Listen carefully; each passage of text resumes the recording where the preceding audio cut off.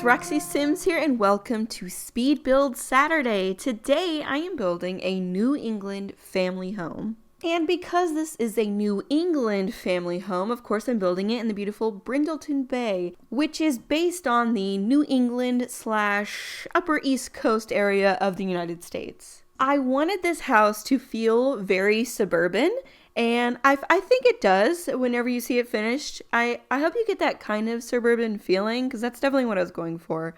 But I also wanted to kind of mix the suburban, like regular suburban home, with a Dutch colonial vibe going on. So we have like a Dutch colonial barn type of roof on this place, and that style of home is super common in that Upper East Coast area of the United States. So I definitely wanted to fuse a little bit of that style in there as well.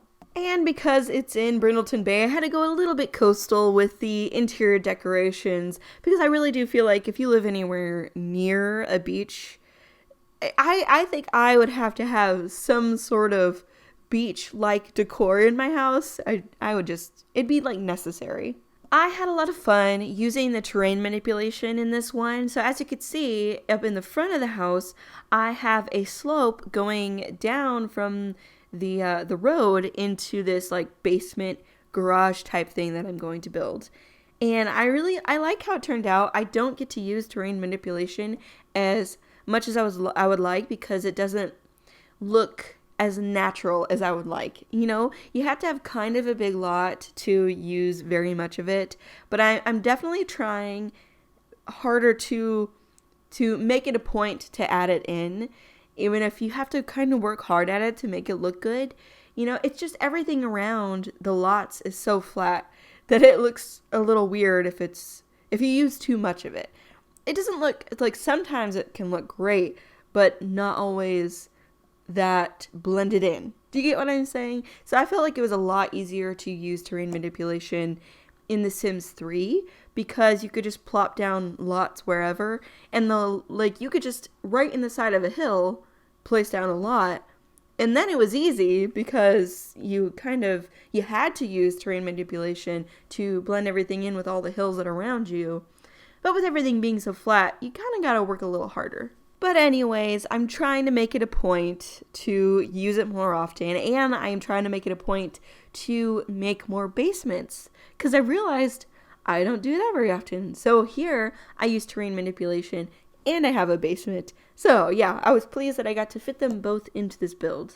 So in the basement, we have the garage area, and then we have like a utility room, like laundry, and then a bathroom, another bedroom, and then we have kind of a family hangout room. So we have like a TV to watch some movies, and behind that TV area we have an area for the kids to play in, so kind of a playroom.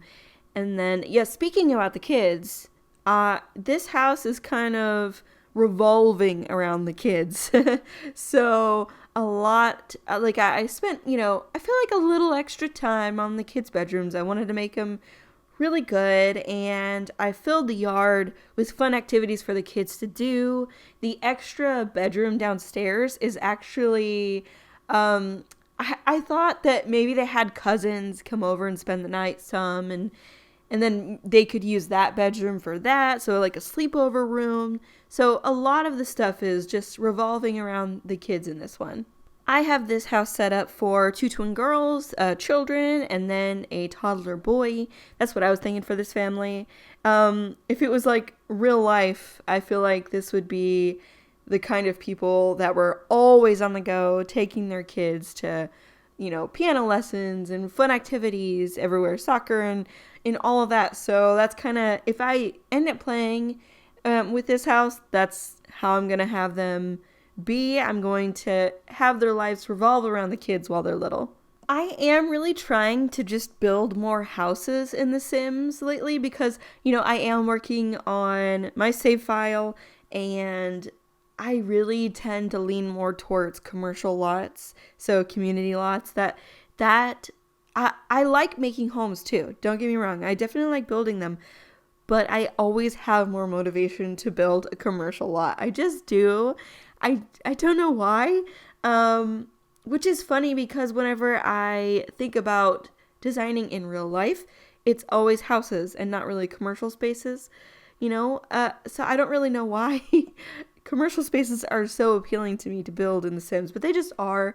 They are my favorite. So I'm like, well, eventually I'm going to run out of commercial lots to build, so I need to sprinkle in more houses before I only have houses, and then I'll just have to be building houses for months on end, So I'm trying to sprinkle them in. And yeah, if you have any like specific requests for houses that you want me to build, let me know. Because like I said, I don't have as much motivation to build houses as commercial lots. I'm brimming like over with ideas for commercial lots and not so much with houses. So if you got any ideas for me, definitely let me know. I like this living room because I am such a sucker for a fireplace that is flanked by built-ins. That is my obsession. I want that in my house. I'm actually putting that in my house. So whenever I bought my house, the basement, so we have like a walkout basement, and it was completely unfinished. And finishing out the basement is going to double our square footage, which is great because it's not a huge house. So we definitely need that extra square footage. It'll be nice. And I'm also putting a fireplace with 2 bookcases flanking that fireplace. And it's my dream come true. I can't wait to have it finished. That'll be really nice. And it's a 2-bedroom house. So we're adding another bedroom downstairs. So yeah, it is going to be so nice. We've been working on it for years. Because we both work and I do, the YouTube stuff. So we don't have a lot of time to work on it, and we don't have the money to hire these things out, right? So we have to do everything ourselves. Everything. I've learned how to drywall, and I've laid down flooring. And the good thing is that my husband has actually been in construction before, so he definitely has a basic knowledge of kind of all of it, which is super helpful. I call him my useful engine, which is so stupid. But when my son was really small, he liked Thomas the Train. And every time a train does something useful, they get called a useful engine. So he's my useful engine, and he knows basic electricity, basic plumbing. It's awesome. So he does that stuff, and I do more of the finishing stuff.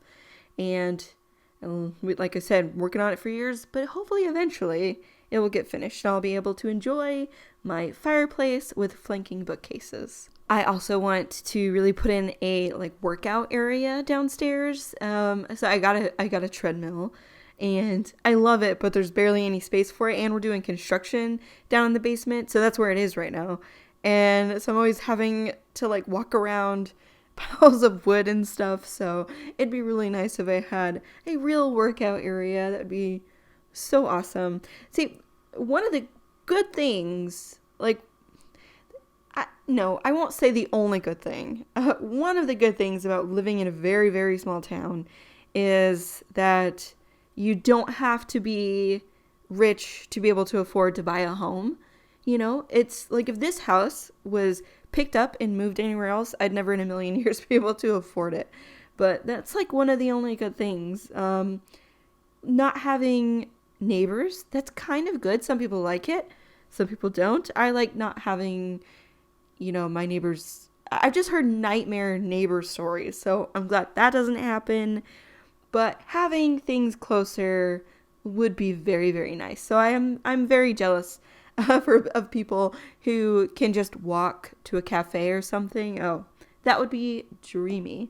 One of the bad things is there is absolutely no public transportation to speak of. None. At all. It's just, yeah, you have to have a car here. You really, really do. Because you can't walk anywhere. Everything's so far apart.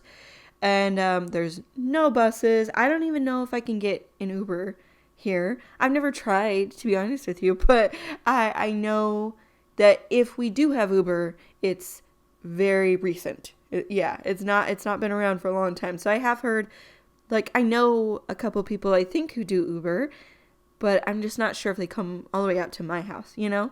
So yeah, public transportation would be another great thing.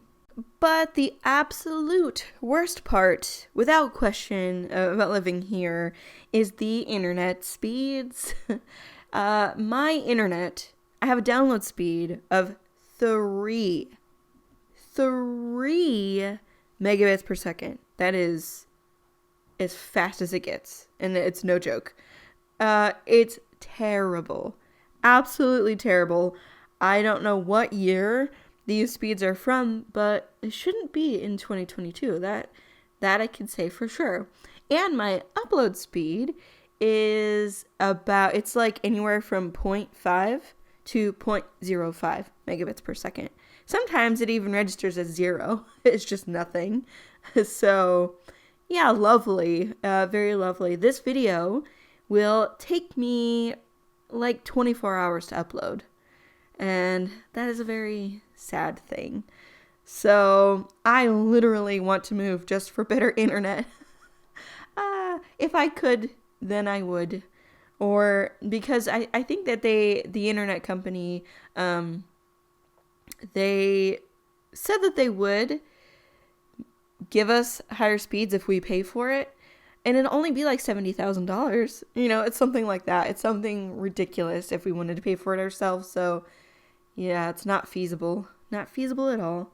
It'd be $70,000 because they'd have to completely dig up all the lines because everything's too old that faster internet is not possible. So they'd have to put entirely new lines, and that's why it would cost so much. But yeah. Well, I guess I should talk a little bit more about the house. Just finishing up the basement. I love the garage. I like making garages and kind of ugly stuff in homes. So like dingy basements, dingy garages, utility rooms, that kind of thing. That's really fun for me.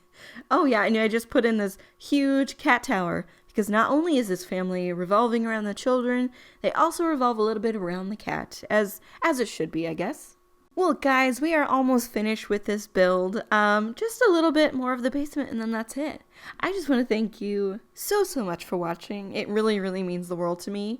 And as always, this build will be uploaded to the gallery, so you can download it from there, or if you need the tray files, you can get those from my Patreon page, which I will have linked down below.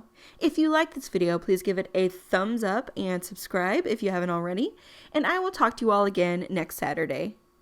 Bye, everybody.